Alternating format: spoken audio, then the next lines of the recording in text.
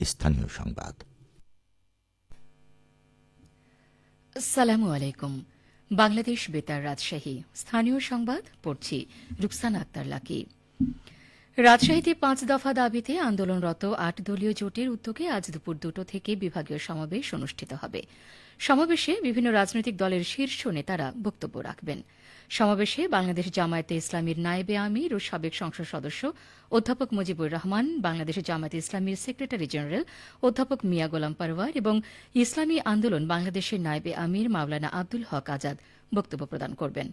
আয়োজকরা জানিয়েছেন, ঘোষিত ৫ দফা দাবি বাস্তবায়নের জন্য এই সমাবেশ থেকে পরবর্তী কর্মসূচিও ঘোষণা করা হতে পারে। সমাবেশ শান্তিপূর্ণভাবে সম্পন্ন করতে ইতোমধ্যে সকল প্রস্তুতি সম্পন্ন করা হয়েছে।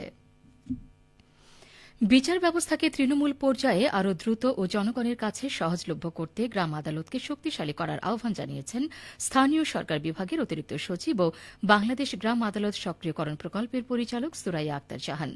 তিনি গতকাল শেরপুর উপজেলা প্রশাসনের আয়োজনে উপজেলা পরিষদ মিলনায়তনে গ্রাম আদালতের বিকেন্দ্রীকৃত পরিবীক্ষণ, পরিদর্শন ও ডিএমআইই পদ্ধতি ভিত্তিক মূল্যায়ন বিষয়ক প্রশিক্ষণ অনুষ্ঠানে প্রধান অতিথির বক্তব্যে এসব কথা বলেন। তিনি বলেন, গ্রাম আদালত সাধারণ মানুষের ন্যায় বিচার পাওয়ার প্রথম দরজা। দক্ষতা, জবাবদিহি এবং সঠিক ব্যবস্থাপনা নিশ্চিত হলে গ্রামে বিচার মিলবে, মামলাজট কমবে, এটাই আমাদের লক্ষ্য। সিরাজগঞ্জের গুরুত্বপূর্ণ বিভিন্ন স্থান পরিদর্শন করেছেন জেলা প্রশাসক মোহাম্মদ আমিনুল ইসলাম। গতকাল জেলা শহরের বাজার স্টেশন, মুক্তির সোপান, শহীদ শামসুদ্দিন গেট, ট্রাক টার্মিনাল, কদম ফোয়ারা, রেল স্টেশন পরিদর্শন করেন তিনি। এ সময় অতিরিক্ত জেলা প্রশাসক মানব সম্পদ শাহাদাত হোসেন ও সদর উপজেলা নির্বাহী কর্মকর্তা মনোয়ার হোসেন উপস্থিত ছিলেন।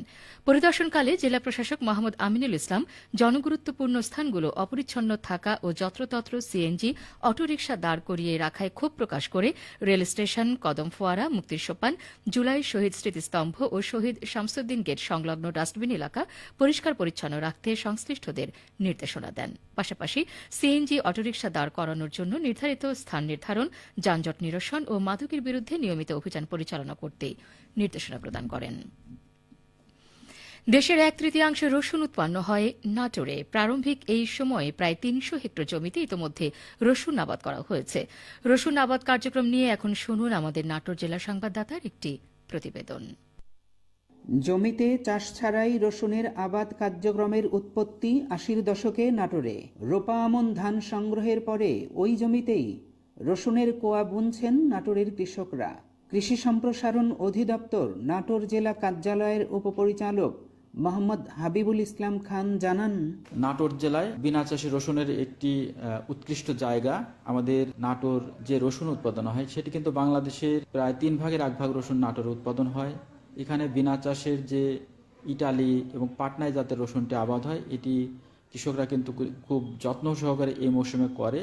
আমাদের এই বছরে রসুনের লক্ষ্যমাত্রা রয়েছে 23,100 হেক্টরে। আমরা আশা করছি যে এখান থেকে আমরা কাঙ্ক্ষিত একটি ফলন পাবো। কৃষকরা খুব আগ্রহ সহকারে এই রসুনটি লাগাচ্ছে বর্তমানে। এটি বন্যার পানি সরে যাওয়ার পরপরই কৃষকরা কাদার মধ্যে লাগিয়ে দেয় এবং তারা বিভিন্ন যত্ন করে একটি উৎকৃষ্ট মানের রসুন উৎপাদন করে এবং নাটোরের কৃষকদের প্রধান অর্থকরী ফসল এই বিনা চাষের রসুন।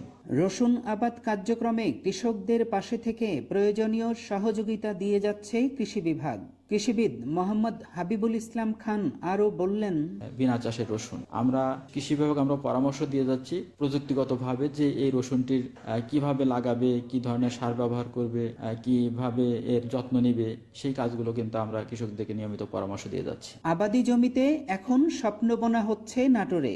মৌসুম শেষে হবে রসুনের শ্বেত বিপ্লব।